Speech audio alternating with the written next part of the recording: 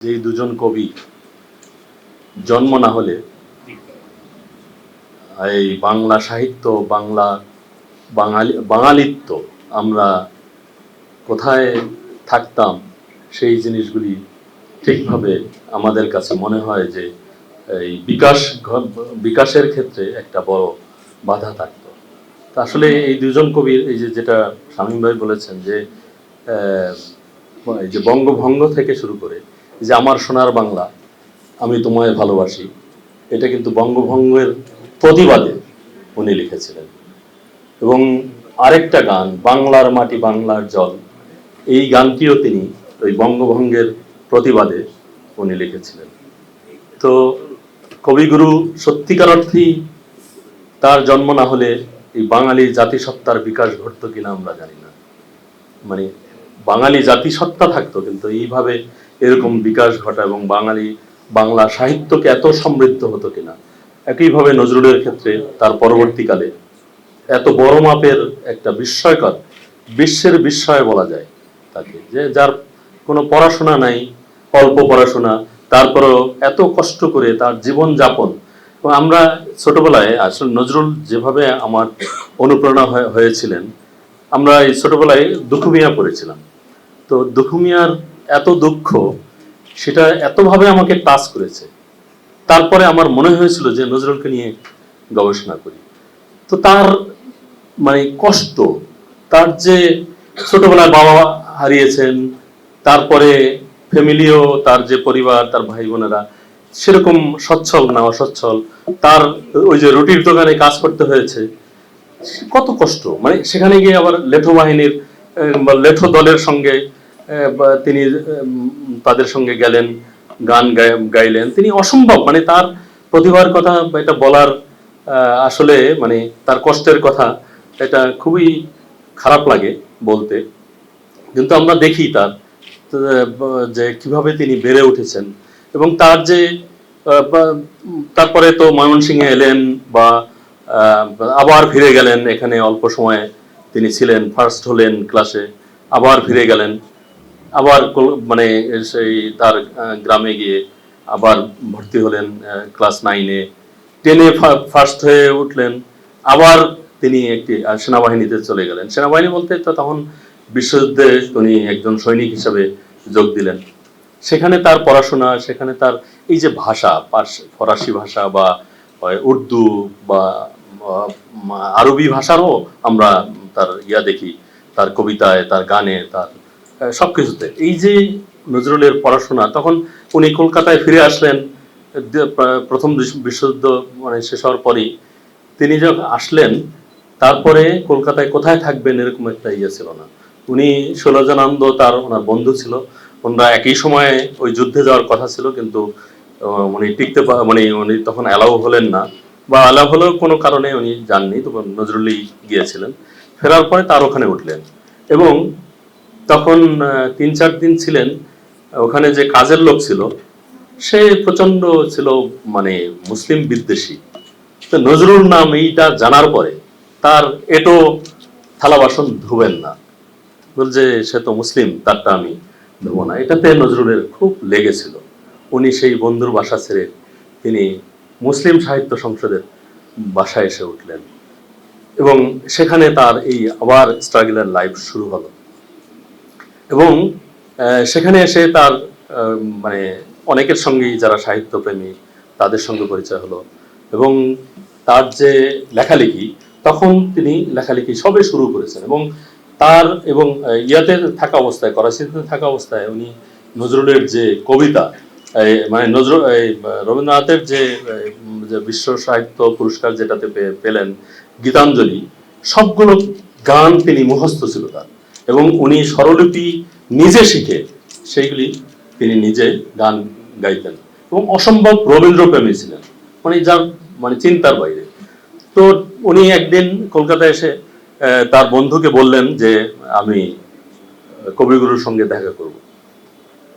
তখন কিভাবে দেখা করা যায়, তার খুব কাছের কে আছে, তো তখন ডক্টর মোহাম্মদ শহীদুল্লাহ তখন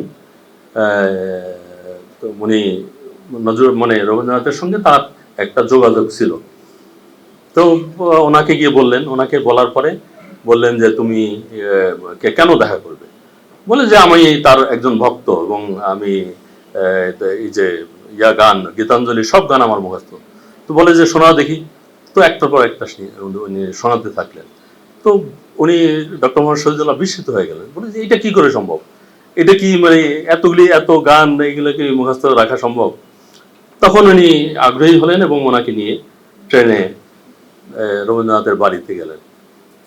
যাওয়ার পরে উনি বললেন যে আমি এরকম, তার গান সব পারে। বলে যে কি বলো তুমি, এটা তো আমারও মুখস্থ নাই। তো উনি মানে তখন উনি আগ্রহী হলেন। তারপরে এই পরিচয়, এবং রবীন্দ্রনাথই তাকে এত বেশি স্নেহ করতেন, তারপর থেকে ওই যে পরিচয় হলো। এবং বিদ্রোহী যখন লেখেন, তখন তিনি লেখার পরে এটা বিজলি পত্রিকায় প্রথম প্রকাশিত হয়, এবং ওনার কি মনে হলো যে তার কাছে কয়েকটা কপি নিয়ে সেই রবীন্দ্রনাথের সঙ্গে দেখা করতে গেলেন। তার বাড়িতে গিয়ে খুব জোরে চিৎকার করে, গুরুজি গুরুজি, আমি আপনাকে খুন করে ফেলেছি।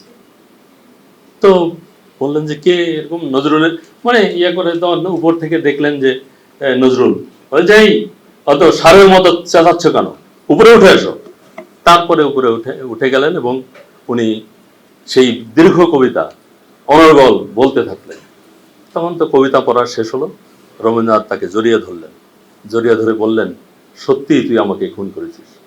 এই যে ভালোবাসা। এবং তারপর থেকে আপনারা জানেন নিশ্চয়ই, একসময় এই বিদ্রোহী প্যারোডি হয়েছিল, এবং প্যারোডি হয়েছিল যে তাকে মানে হেয় করা, তাকে ছোট করা, এবং একটা পত্রিকায় হয়েছিল শনিবারের চিঠি, যে তাকে গালমন্দ করার জন্য রবীন্দ্রনাথকে কন্টিনিউ গালমন্দ করা হতো, এবং তাতেও তিনি দমেননি। এবং তিনি বলেছেন যে এটা আমার জন্য আরো উৎসাহব্যঞ্জক, আমি এটাকে আরো অনুপ্রেরণা পাই। এবং আপনারা জানেন এই চল চল চল, এটা ঢাকায় রচনা করেছিলেন, যে সাহিত্য সম্মেলনে এসেছিলেন। সেখানে তাকে বলা হয়েছিল যে সূচনা সঙ্গীত তিনি লিখবেন, তিনি নিজেই আগ্রহ প্রকাশ করেছিলেন।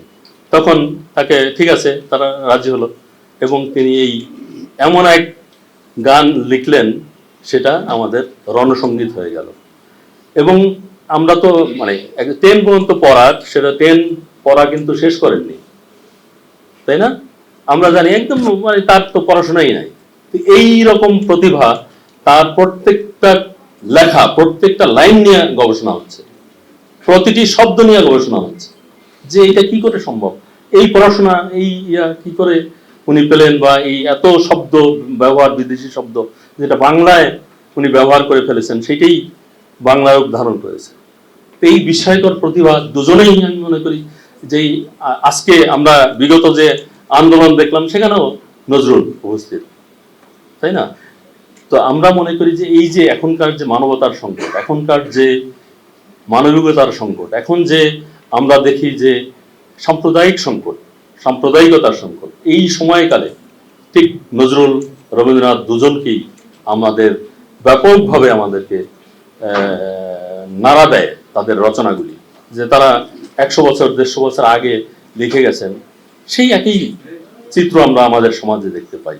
সেই একই রবীন্দ্রনাথ মানবতার কথা বলেছেন, নজরুলও একইভাবে মানবতার কথা বলেছেন। একই বৃন্তে দুটি ফুল, হিন্দু মুসলমান। তো এটা তো সেই সময়কালের ওই যে সাম্প্রদায়িক দাঙ্গা, সেইটা দেখে তারা সহ্য করতে পারেননি। এবং আপনি দেখেন, নোবেল পেলেন রবীন্দ্রনাথ, তার 2-3 বছর পরেই বিশ্বযুদ্ধ শুরু হলো। উনি বিশ্বযুদ্ধের বিরুদ্ধে কিন্তু কঠিন অবস্থান নিয়েছিলেন। তখন তো উনি বিশ্ব পরিচিত, ব্যাপক পরিচিতি, এবং মানবতার পক্ষে তারা ছিলেন সবসময়। একইভাবে নজরুলের কথা বারবার আসে কেন, যে তিনি সবসময় অন্যায়ের বিরুদ্ধে দাঁড়িয়েছেন। এই যে হিন্দু মুসলিম ভাই ভাই, এই যে একটা এবং সকল ধর্মকে তিনি মনে করতেন যে মানবতার ধর্ম, এবং সকল ধর্ম, এটা ধর্ম মানুষকে করবে না, মানবতা মানুষকে, মানবতার বাণী তিনি বারবার শুনিয়েছেন, বারবার তিনি এটাই দেখিয়েছেন, পথ দেখিয়েছেন বাঙালিকে। এবং বাঙালি, বাংলাদেশ, এই শব্দগুলি রবীন্দ্রনাথ, নজরুলের কাছ থেকে পাওয়া, রবীন্দ্রনাথের কাছ থেকে পাওয়া। বাংলা এবং বাঙালি, এবং বাঙালি জাতিসত্তা, কোথা থেকে আসছে? তাদের সৃষ্টি, তারা লেখনের মাধ্যমে এই কথাগুলি বারবার বলে গেছে। তা আমরা আসলেই